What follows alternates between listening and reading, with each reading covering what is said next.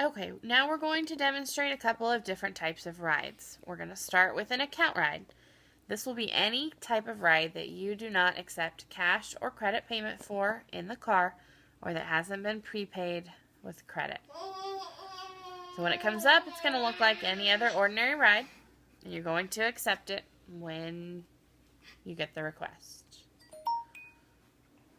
Select yes. It'll show you your trip information. In the notes and comments, it will say who is going to be billed. The payment type is always going to be voucher. The job and passenger count don't matter. The phone number, the fare, looks pretty much like a normal ride. You'll go through the normal phases, arrive to pick up the patient. You leave the pickup location with the patient. You arrive at the drop-off location with the patient. Okay, so once you've arrived, you're going to want to make sure and check your fare. This is for an ambulatory level ride inside the city limits of Warrensburg. If for some reason it turned out that it was a wheelchair ride they didn't tell us about, the dispatcher didn't know about that, be sure and go into the fare and change the price. You can check with the dispatcher if you don't know the price, but we need to make sure that that company is getting billed for the appropriate level of service that we've provided. Then you'll select payment. On this screen, you need to be very careful and not ever select cash or credit. Account is what should always be selected when you are doing a voucher ride, a billed ride. If you do select cash or credit, there's no way to go back. So be very careful and select account, which will take you to this page. The name of the passenger is going to be printed with a proper fare. You'll want to make sure that the name matches the name of your patient. If it doesn't, just let the dispatcher know. They're going to sign their name anywhere on the screen. If a caretaker or attendant is signing for them, they can sign however they normally would. If the patient can't sign for themselves, and you have to sign for them to prove that you did drive them, but they were unable to sign for themselves, you need to just sign an X. Nothing more, nothing less. Every patient is going to sign. This is going to be a change for us that gets billed.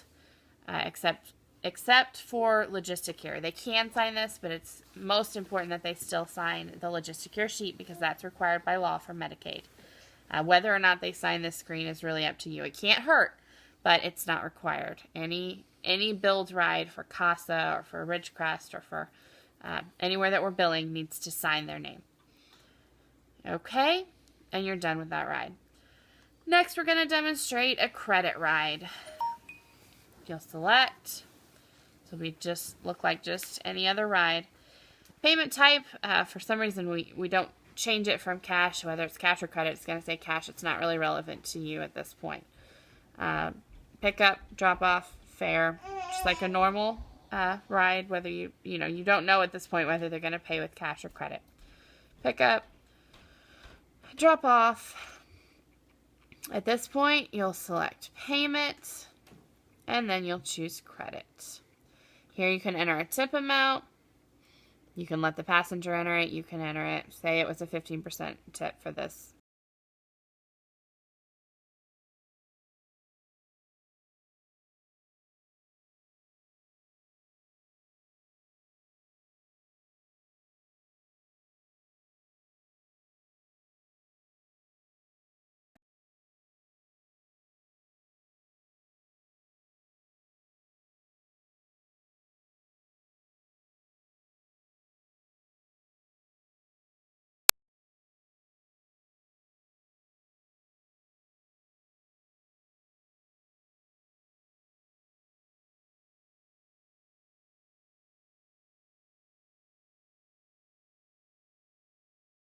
Email that you entered.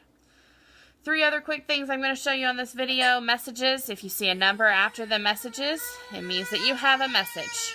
You go into this screen and you can see the message that you have. You can click on the bar and it'll show you the full text of your message. This particular message says, Pine Street closed. Could be important information on a Warrensburg bar close tonight. When you're done reading your message, you're going to delete that message. You don't have to, but if you delete it, it won't show up in your messages anymore, so you'll know if you get another message immediately. The go off duty function is slightly different from log off. You're still logged on, but you have various reasons why you could go off duty. If for some reason you need to stop by your house for something and the dispatchers approve that, you'll select personal. If you absolutely have to have something to eat and you've to discuss that with the dispatcher at a certain time, you could select relief time. If you've dropped off and you finished a ride in Kansas City, but you're not available yet for further rides in Warrensburg or Sedalia, you would select returning home. Say you select returning home, then you have the option to return to duty. When you're available again for call or when you're close to the city limits, you'll select return to duty, and then they'll see that on their screen immediately that you're available for call. Last thing is, I want you to know what happens when you do push this button. You push it, and within a matter of seconds, the dispatcher hears an alert tone. That alert tone continues to go off until they call 911 and send emergency services to wherever it is that we see you are on the GPS map. So you want to be sure, if you hit that button, that you need that alert tone to be going off.